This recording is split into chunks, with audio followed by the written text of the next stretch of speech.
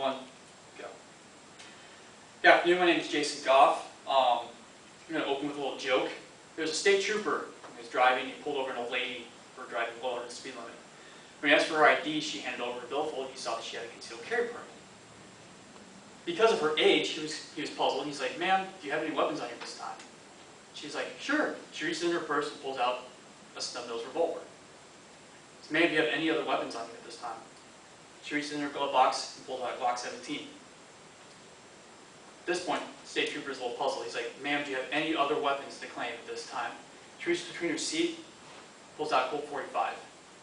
"Ma'am, what are you scared of?" She looks him dead in the eyes and goes, "Not a damn thing." Nice. Unfortunately, we should be scared. Because right now, there are people that are trying to attack our Second Amendment rights. And because of this, we should be fearful. Some individuals in our country feel that we shouldn't own a firearm for protection like the old lady. Others say you don't need a magazine that can hold more than 6 rounds, let alone 30 rounds. There are some people that think to deter crime, all you need to do is post a gun-free zone sign at a school, hospital, or movie theater. The problem is criminals do not obey the law. That's why they're criminals. The purpose of this speech is to persuade you to support and defend the Second Amendment and to take a stand against those that want to alter or change it, and to convey to you why our rights as U.S. citizens should not be infringed upon. It is crucial that you vote for lawmakers that will stand up and defend your rights instead of try to take them away and go against the very ethics they swore to uphold and defend when they took office. I will present to you examples of cases that demonstrate how a private citizen owning a gun saved their life and the lives of others. I will tell you what happens when law-abiding citizens are denied the right to carry a gun and are left defenseless when a criminal decides to act.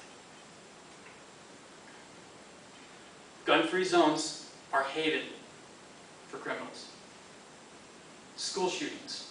Recently, December 2013, at Sandy Hook Elementary, a gunman killed 20 children and 6 teachers.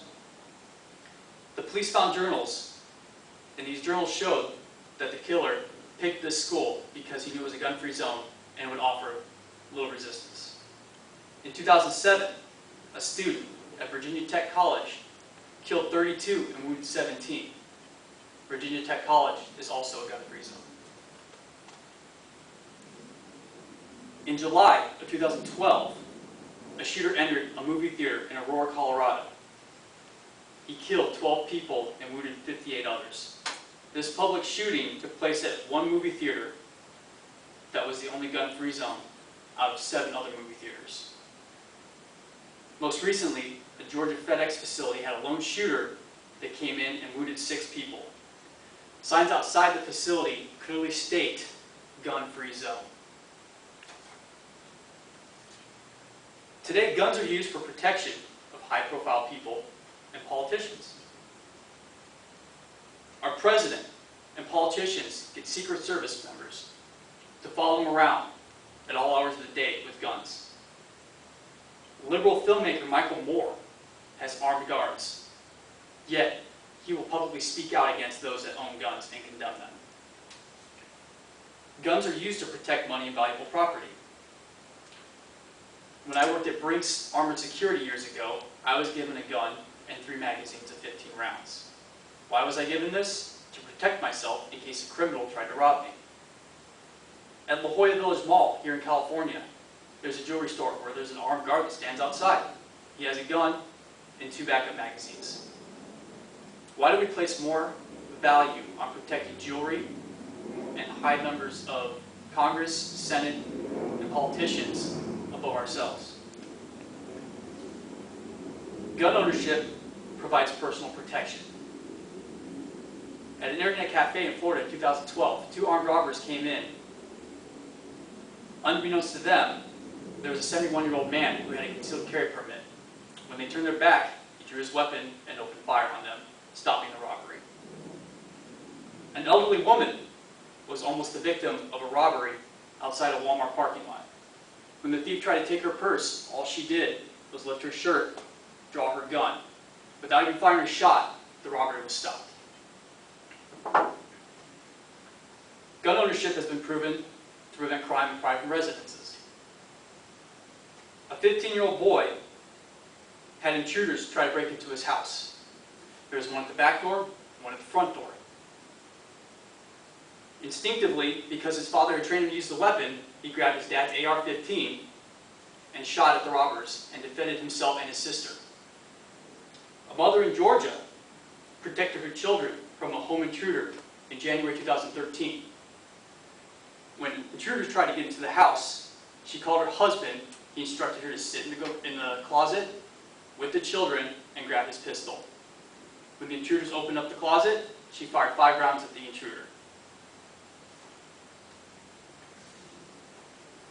The case for the Second Amendment.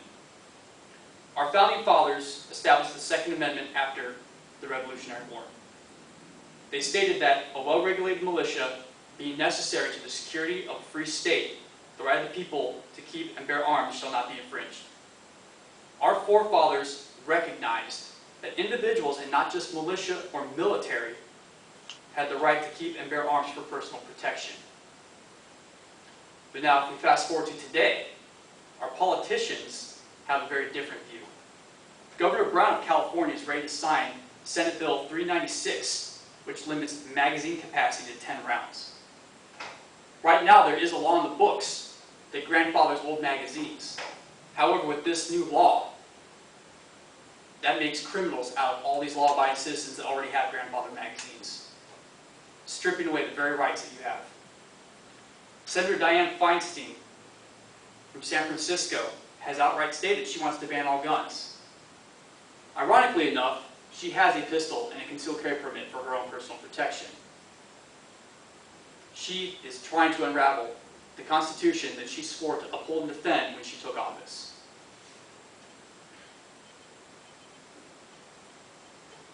At the beginning, I mentioned the word scared in my introduction. The old lady wasn't scared, but ultimately that is the problem. Gun control advocates are scared because they feel that anybody that owns a gun is dangerous, including law-abiding citizens. In closing, I hope the examples I gave you today will make you consider how you would feel if you found yourself in one of these situations where a gun was necessary. What if it was your mother in the parking lot that a robber tried to attack? What if it was your kids at home when an intruder tried to break in? What if it was you that was out enjoying an evening in the town in a gun-free zone when a criminal decided to come in and shoot up the place? The purpose of this speech was to persuade you to support and defend the Second Amendment, and to take a stand against those that want to alter it or change it, and to convey to you why our rights as U.S. citizens shall not be infringed upon. I truly hope with the examples I've given you today, you'll keep in mind how essential and necessary it is for individuals to exercise their freedom to own firearms for personal protection. Because in the end, you should be in charge of how you choose to protect yourself and your loved ones. Because that is your God-given right. Don't let anyone take it away from you. And cut. Sweet. 30 seconds.